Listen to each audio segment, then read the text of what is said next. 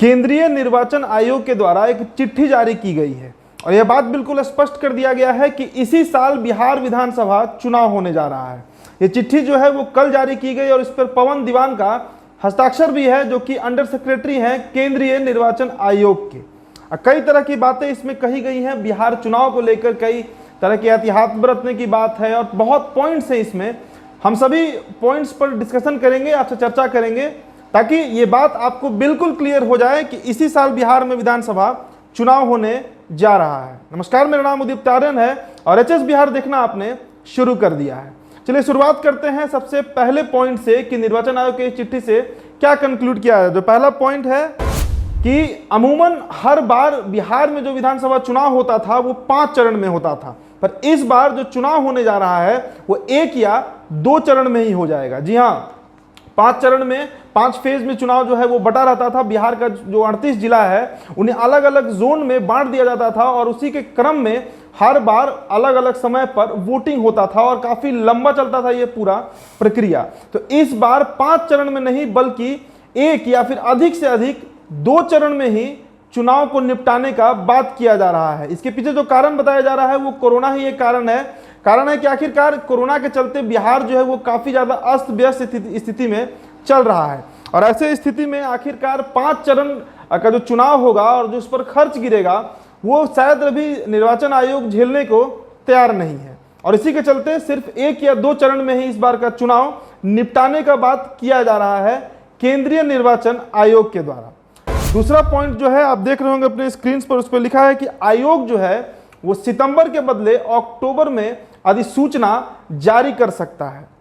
यह भी एक कारण है कि चुनाव जो है वो कम चरण में होगा, चूंकि 29 नवंबर को जो बिहार के मुखिया हैं नीतीश कुमार, उनका टेन्योर कंप्लीट होने जा रहा है और अगर सितंबर के बदले अक्टूबर में यह अधिसूचना जारी होती है तो उसके बाद समय बिल्कुल नहीं बचेगा चुनाव आयोग के पास कि वो बहुत लंबे समय तक चुनाव को खींच सके और उसे काफी लेंदी बना सके। और इसी के चलते चुनाव आयोग ने यह फैसला लिया है कि जब अधिसूचना ही सितंबर में जारी नहीं हो पा रहा है और अक्टूबर उसका डेट देना है तो फिर 5 चरण का चुनाव नहीं होगा और इसी के चलते 1 या 2 चरण में चुनाव को निपटाने का बात कहा गया है।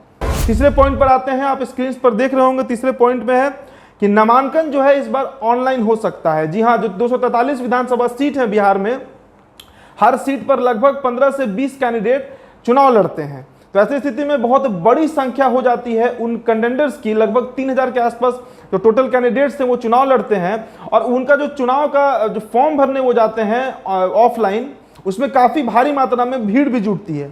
तो इससे एहतियात बरतने का प्लान किया जा रहा है चुनाव आयोग के द्वारा। चुनाव आयोग का कहना है कि इस बार जो नामांकन होगा वो शायद ऑनलाइन हो जाएगा। हालांकि अब इस पर कोई क्लियर बात नहीं कही गई है, पर यह एक कयास लगाया जा रहा है। चुनाव आयोग ने कहा है कि इस पर विचार हम करेंगे और तब बताएंगे कि आखिरकार नामांकन जो है वो ऑनलाइन होगा या फिर जो नेचुरल तरीका, जो ट्रेडिशनल तरीका होता है, उस पर ही चुनाव होगा। अब आते हैं चौथे पॉइंट पर और ये बहुत महत्वपूर्ण पॉइंट है। चौथा पॉइंट है कि ईवीएम को वोटर्स तक पहुंचाने का प्रयास किया जाएगा। जी हाँ, अभी तक जो ट्रेडिशनल तरीका था वोटिंग का, उसमें हमने ये देखा है कि जो वोटर्स होते हैं वे जाते हैं और अपना मत जो है वो ईवीएम मशीन में कैद करके चले आते हैं। चूंकि बहुत भारी मात्रा में कोरोना जो है वो फैल रहा है, बहुत तेजी से फैल रहा है और इसके चलते जो एहतियात बरतना पड़ेगा उसके लिए हैंड ग्लव्स हो गया, सैनिटाइजर हो गया, साथ ही साथ जो मतदान केंद्र होगा, जो पोलिंग बूथ होगा, उससे सैनिटाइज करना भी एक बहुत बड़ी जिम्मेदारी होगी निर्वाचन आयोग का। तो इससे बचने के लिए यह फैसला भी ले सकती है निर्वाचन आयोग की आने वाले दिनों में जो तमाम कर्मी होंगे, जो वर्कर्स होंगे, जो इन्वॉल्व होंगे चुनाव में, वे सभी ईवीएम को लेकर ही डोर टू डोर जा सकते हैं और खासकर ये एहतियात उन क्षेत्रों के लिए ज़्यादा बढ़ता जाएगा जो कंटेनमेंट जोन में बदल चुके हैं। और अगला पॉइंट भी उसी से संबंधित है, कंटेनमेंट जोन में वोटिंग बड़ी चुनौती होगी।